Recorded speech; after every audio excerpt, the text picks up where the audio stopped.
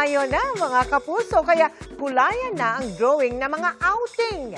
Baka next destination nyo na mga pinasyalan ng Sparkle Stars sa ating special series. First up, ang Queen City of the South, kung saan ipapakita ni AZ Martinez ang mga isla, water sports at kabuhayan ng mga kapwa niya Cebuana o Cebuano. Tara na't mag-sparkle under the sun.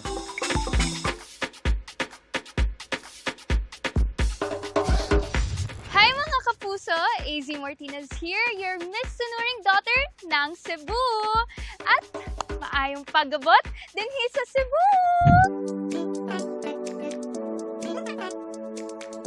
I think yung maganda sa Cebu is you get both worlds. You have the beach, you have the mountain. 30 minutes, nasa dagat ka na. I think that's one of the things that I would say na bakit sobrang ganda yung Cebu. Aside from the food, of course.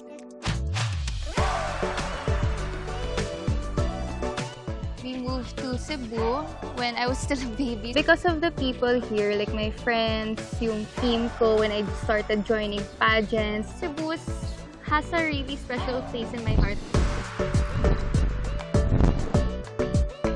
Dahil ramdam natin ang tag-init, cool off muna tayo. Dahil dadalhin ko kayo sa isang quick summer getaway na very accessible sa Cebu City.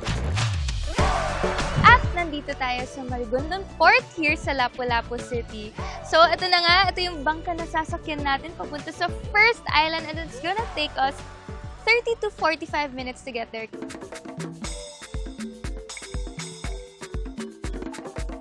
Welcome to Nalusuan Island!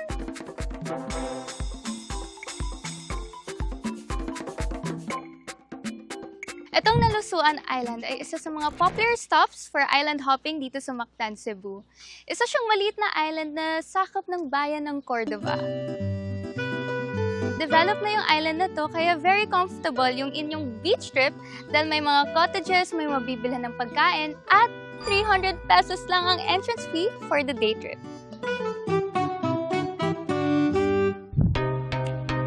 Para naman sa mga naghahanap ng adrenaline rush, meron tayong available water sports dito sa Nalusuan Island. Ako naman, yung favorite pick ko is jet ski. Kailangan nasahan siya kasi umatapon ako sa beach sa sobrang bilis ko. At ito, matatanggal. Automatic stop na yung jet ski. Go guys!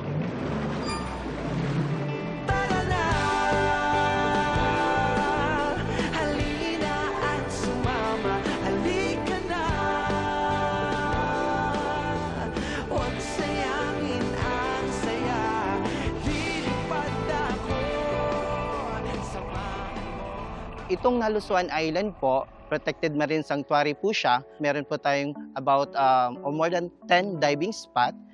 Meron po tayong protected white clams sa may docking area. Meron po tayong best snorkeling area doon, which is you can do fish feeding. Hey guys! So ito, hawak ko yung fish food. We're gonna feed some fishes! Wait! Medyo kinabahan ako sa fish feeding. I don't like not knowing what's under me. Kasi lumalapit sila talaga. Ah! Nandito sila! Guys, ito sila. Honestly, sobrang na-enjoy ko yung fish feeding. I really didn't expect to enjoy it, but I really did. Na-enjoy ko din yung pagsigaw. I think they're kind of kind, guys. Hindi sila nakagat. Joke lang. Bakit? Kasi gusto mo lagi ng biglaan. Siyempre para matuloy. Next island na tayo! Gets ko, kasi minsan kailangan din naman pumetics. Malibang, umabot kung saan. It'll only take 10 minutes lang to get from Nalusuan to here in Kauhagan Island. So grabe guys, for 75 pesos only, you get to enjoy fine white sand at meron pang sandbar. Road trip na lang, biyahe, wala. Pero dito sa Kauhagan Island, they have a lot of seafood options na pwede mo lang i-request at ipaluto sa kanila. So tara, mangako na ta! Oh my God, look at that! Oh wow! Ang fresh! Kaya ko to. Laban ko to. Sa beach namin, ang income dito para sa mga tao talaga dito. May programa kami, education, at iba pa, marami.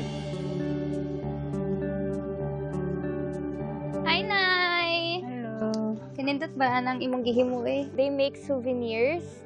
They do quilting.